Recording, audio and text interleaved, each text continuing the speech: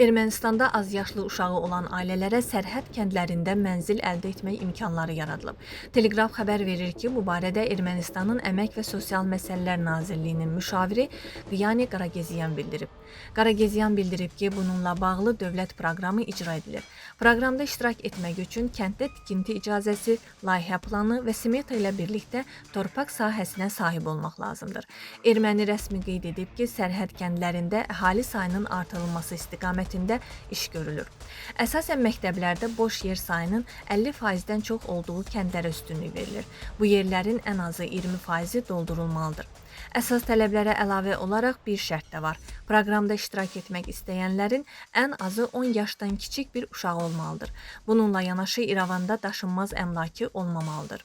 Bu, hökumət tərəfindən tikilən əmlakın bağ evinə çevrilməsi riskinə qarşıdır. Proqramda iştirak etmək istəyənlərə sərhəd kəndlərində yaşamaları üçün bütün dəstək veriləcək. Lakin bura Tavuş bölgəsinin 4 sərhəd kəndi daxil deyil. Bağanis, Berkaber, Voskaper və Kirans, o bildirib. Bu kəndlərin istisna edilməsi Azərbaycanla sərhədin delimitasiyası prosesindən qaynaqlanır. Sərhədin müəyyənləşməsi prosesində Qazağın anklav olan kəndlərinin qaytarılacağı gözlənilir. Ermənistan hakimiyyəti mayın 28-də Respublika günü münasibətilə İrəvanda geniş miqyaslı hərbi parad keçirməyi planlaşdırır. Bu barədə Jukovort məlumat yayıb. Nəşrin yazdığına görə paradda son illərdə xarici ölkələrdən alınan bütün hərbi texnikanın nümayiş etdirilməsi və bununla son 10 illikdə belə geniş miqyaslı silahlanmanın həyata keçirilmədiyi təəssüratının yaradılması planlaşdırılır. Əgər bu məlumat təsdiqlənərsə, bu diqqət çəkən və ziddiyyətli mənzərə yaradacaq.